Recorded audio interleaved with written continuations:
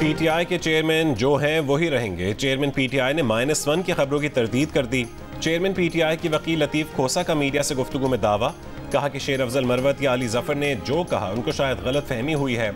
Intra party election में PTI के मौजूदा चेयरमैन ही उम्मीदवार होंगे।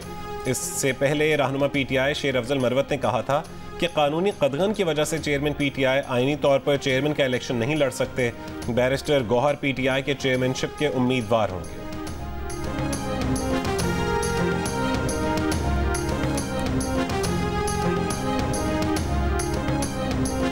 मुल्क के अमीर तबकात के इनकम टैक्स की छानबीन का फैसला। ज़राए एफबीआर के मुताबिक सनतकारों, वुकला और डॉक्टर समेत मुल्क की ताकतवर एसोसिएशंस के मेंबरान का डेटा इकट्ठा किया जा रहा है।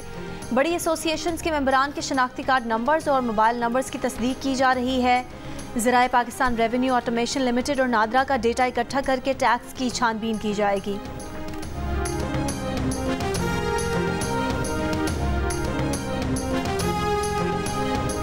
लापता तलबा बाजियाब न हुए तो वजीर आजम और निगरान वजीर दाखिला पर FIR के हुक्म देंगे।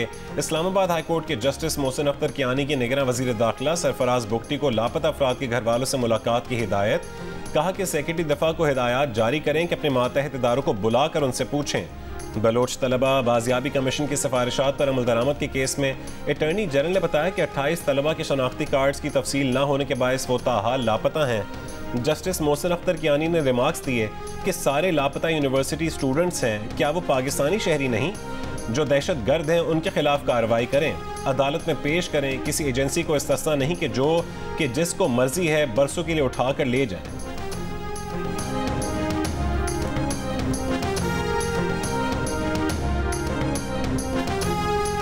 लापता अफराद का मसला सिर्फ बलोचिस्तान का नहीं, महदूद वक्त के लिए महदूद मैंडेट के साथ आए हैं, लेकिन लापता अफराद की बाजियाबी के लिए जो हमारे बस में हुआ ज़रूर करेंगे। निगरान वज़ीर दाखिला सरफराज बुगटी की यकीन दहानी। इस्लामाबाद हाई कोर्ट के बाहर मीडिया से गुफ्तगू में कहा कि मुअज़्ज़िज़ अदालत के हुक्म पर कल या परसों लापता अफराद के ख़ानदानों को खाने पर बुलाएंगे। केस टू केस पता चलेगा कि क्या हुआ है।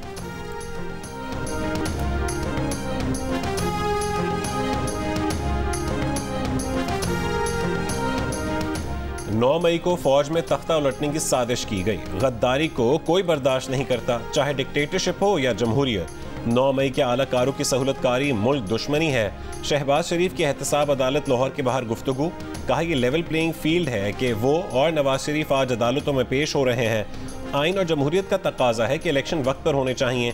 नवाज शरीफ की क़यादत में भरपूर तैयारी के साथ इंतखाबी मैदान में उतरेंगे।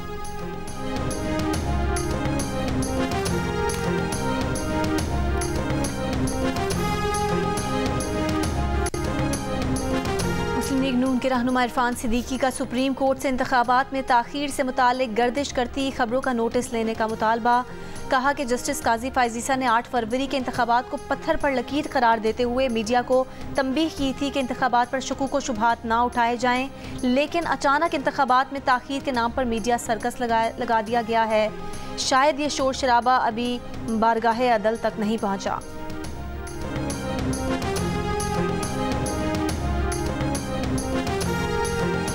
सिंध बिल्डिंग कंट्रोल अथॉरिटी की नाअहली से इंसानी जानों का ज़िया हो रहा है। जब शहर में गैर कानूनी तामीरात हो रही होती हैं तो उस वक्त क्यों नहीं रोकते? कराची में गैर कानूनी तामीरात से मुतालिक मुख्तलिफ दरखास्तों की समाअत पर justice Nadeem Akhtar Sindh building control authority के लीगल हेड पर बरहम। कहा कि सिंध बिल्डिंग कंट्रोल अथॉरिटी वालों का आखिर काम क्या है? DG SPCA बोले इदारा पूरी संजीदगी से काम करने की कोशिश कर रहा है। अदालत ने कहा कि क्या कोशिश कर रहा है? इमारत मुकम्मल बन जाती है, अदालत कार्रवाई का हुक्म देती है तो जवाब मिलता है कि अब तो फैमिलीज आबाद हो गईं। अदालत का SPCA के खिलाफ आईनी दरखास्तों, अपीलों और दीगर मकामात का मुकम्मल रिकॉर्ड पेश करने का हुक्म।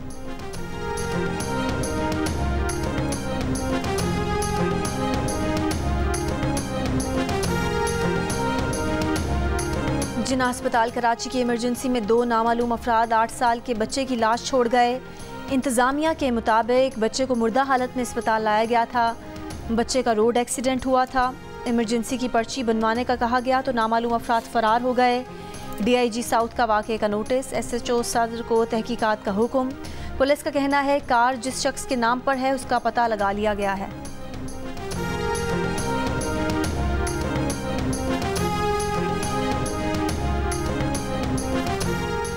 बन्नू में नामालूम मोटरसाइकिल सवारों की फायरिंग से इंसदाद पोलियो मुहिम की ड्यूटी पर मामूर पुलिस एहलकार जाँ बहक। मुलजमान की तलाश के लिए इलाके में सर्च ऑपरेशन। खैबर पख्तूनख्वा में दहशतगर्दी के वाक़यात से मुतालिक CTD की रिपोर्ट जियो न्यूज़ ने हासिल कर ली। रिपोर्ट के मुताबिक रवां साल अब तक दहशतगर्दी के 806 वाक़यात रूनुमा हुए, जिनमें 246 वाक़यात में पुलिस को निशाना बनाया गया।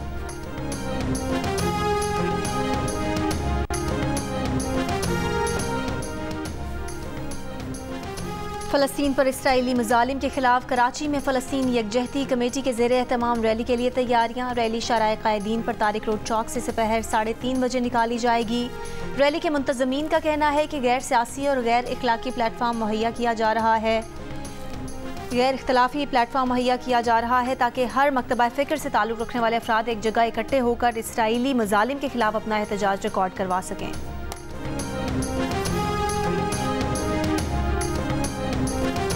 पाकिस्तान क्रिकेट स्क्वाड आज शब ऑस्ट्रेलिया रवाना होगा। पाकिस्तान और ऑस्ट्रेलिया के दरमियान पहला टेस्ट 14 दिसंबर से शुरू होगा।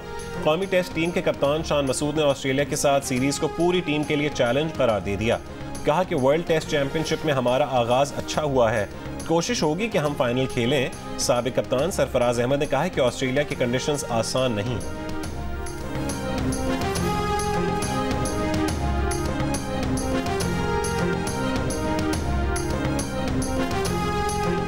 और आर्ट्स काउंसिल कराची में कल से 16वीं आलमी उर्दू कॉन्फ्रेंस का आगाज़ होगा। दुनिया भर से 200 से ज़ायद दानिश्वर शिरकत करेंगे। भारत के मायानाज शायर, गुलजार और screen writer Javed Siddiqui online शरीक होंगे। कॉन्फ्रेंस 3 दिसंबर तक जारी रहेगी।